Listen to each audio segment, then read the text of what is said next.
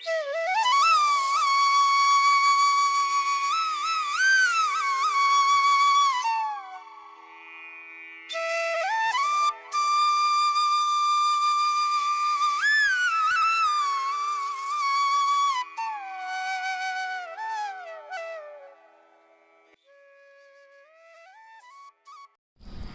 Welcome back to the channel. ಇವತ್ತು ನಾವು ಕೈಲಾಸ ಗುಡ್ಡಕ್ಕೆ ಹೋಗ್ತಾ ಇದ್ದೀವಿ. ಕೈಲಾಸ ಗುಡ್ಡ ಒಂದು ಸಣ್ಣ ಟೂರಿಸ್ಟ್ ಪ್ಲೇಸ್, ಒಂದು ದೇವಸ್ಥಾನ ಇದೆ.